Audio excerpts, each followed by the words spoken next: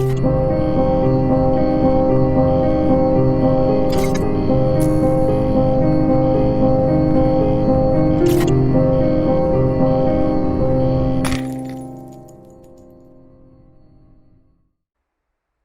Banff Springs Hotel in Banff, Alberta, Canada, was opened in 1888 by the Canadian Pacific Railway as one of the earliest of Canada's Grand Railway hotels. The original hotel structure was designed by a fellow named Bruce Price, with another structure completed in 1914. In 1926, a fire destroyed the original structure, and a replacement structure was later completed in 1928. The building was designated a historical site of Canada in 1988. This incredible building is also known as the Castle of the Rockies, which it's not hard to see why. Driving up the tree-lined road to the hotel when we were first arriving, and the trees open up, and it gives way to this incredible sight of this Goliath in front of you. It was my very first time here, and the sight of that castle was absolutely breathtaking, absolutely incredible. I've never been, over to Europe to see any of the great castles over there, and I can only imagine that this must be a similar feeling to come up on one of those. It's just an absolutely beautiful piece of Canadian history. The lobby and the reception area also don't disappoint, as you can see. Very grandiose. The hotel has a total of 757 guest rooms and suites. Our room was room 1314 and was one of the smaller suites, but very nice room though. There was an antique architectural rendering hung up in our room, which I thought was a nice touch. And of course the view out of our window really couldn't be beat. This hotel felt less like a hotel and more like its own self-contained little town. It was absolutely like nothing I've ever experienced before. Call me sheltered if you want, but it was definitely a first for me. There are 12 restaurants and a food market, a museum, a bowling alley, which my son and I took the time to enjoy. There's five turf-topped tennis courts, a 27-hole golf course, swimming pools, a spa, natural mineral pools, and one hallway that's dedicated to shopping that has like 12 different shops in it. Really unique shops. One of them's even an art gallery with local artist paintings and sculptures and stuff in it. It's really cool. It also houses a number of event spaces, including the Alberta Dining Room, the Alhambra Dining Room, the Cascade Ballroom, Mount Stephen Hall, the Terrace Garden, and the Riverview Walk. So obviously these hold lots of different events. When our first night there was actually 2 weddings. There was one in Mount Stephen Hall and there was one in the Cascade Ballroom. So I couldn't go in and see those on the first night. I saw those on the second night when I was doing my investigation. The museum has lots of artifacts and pictures of the hotel's past in it.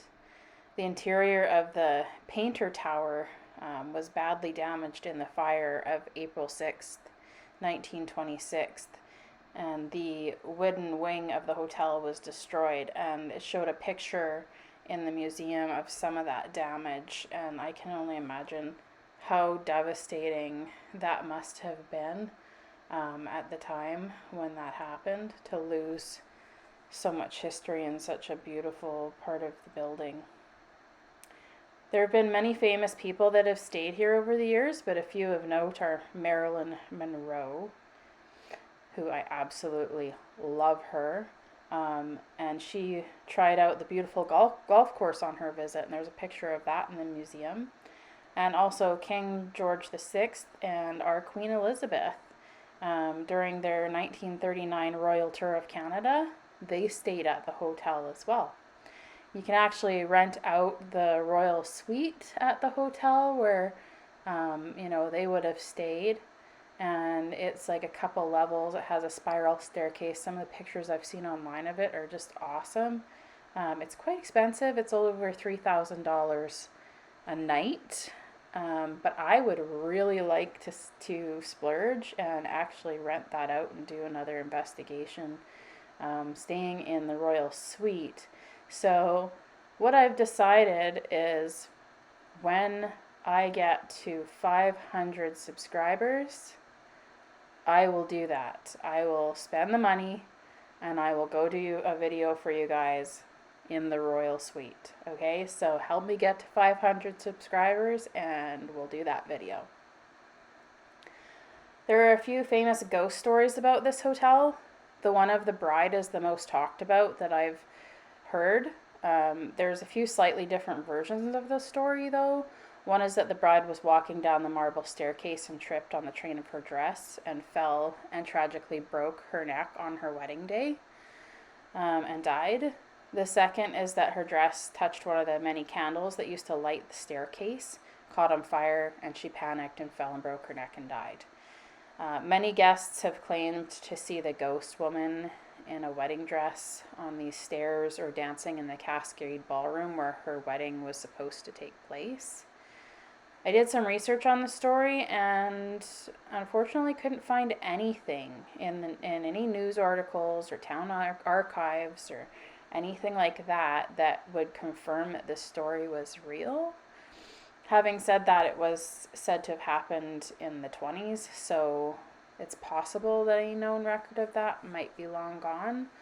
But I wasn't able to confirm that an event like that actually took place, but it definitely is a very popular story in the hotel. She actually has her own commemorative coin and stamp now, for the Banff Springs Hotel bride ghost, which is kind of crazy. There's also a story about a bellman named Sam who used to work at the hotel in the 60s and the 70s. He loved the hotel so much that many have said that he never left. He's been known to appear in his 1960s uniform, helping guests get locked, who are locked out of rooms, get into their rooms, and turning on room lights. He's often witnessed on the 9th floor. If you try to start a conversation or attempt to tip him, he is said to vanish. So I did some research on this too, and I confirmed that Sam actually was a real person that worked at the hotel as a bellman during the 60s and 70s. So he actually is a real person and actually worked at the hotel. So there's, some historical validity to the base of that ghost story. And I guess we'll find out later tonight if we end up running into him. Room 873 is another area of very much a lot of conversation, speculation. I'll even go as far as to say urban myth at this point. People are very fascinated with this. I think it's a conspiracy. I guess we'll find out when we investigate. But it's reportedly the scene of a tragic murder of a family. I've heard that the husband killed his wife and young son and then killed himself in the room, but I've also heard that it was not a son, that it was actually a daughter. This is said to have happened more recently, approximately sometime in the 50s or the 60s, from what I was able to find out.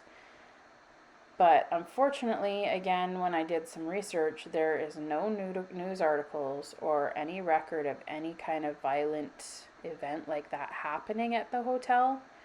And I feel that something that is that recent and that violent, that you should be able to find some confirmation fairly easily that something like that actually did happen. So that one I'm a little bit skeptical about.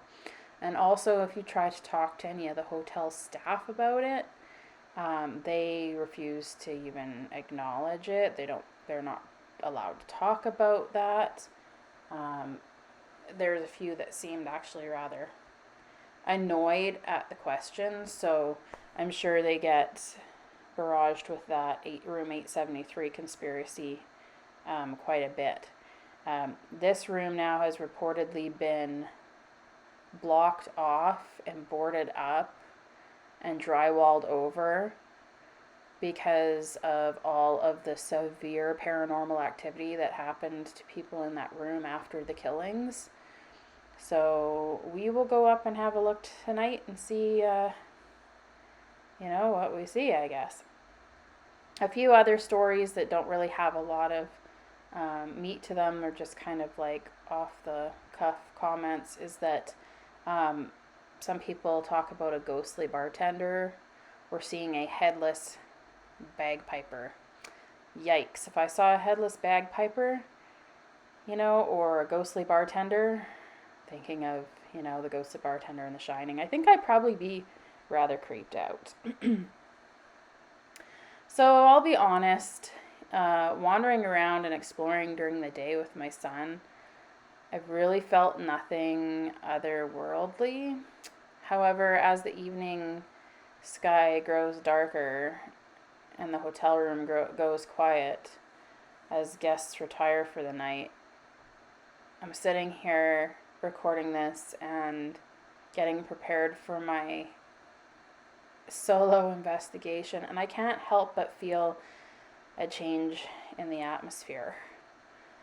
My son's gone to sleep, and I'm preparing my equipment to start exploring the haunted history of this castle, and I feel an anxious heightening of my senses. Not much paranormal has ever given me pause, but I feel something calling me even before I have left this room. Maybe it's because this place is so big and I'm going to be on my own for this one. Maybe I'm overthinking it. I don't know, but one thing I do know is that this investigation is going to yield some real results. So what does this investigation hold for me? Join me for part 2 of this episode, which will be uploaded tomorrow night, and come with me on my overnight investigation to find out. Hopefully nothing tries to scare me too badly. Alright guys, thanks for joining, and we'll see you tomorrow night.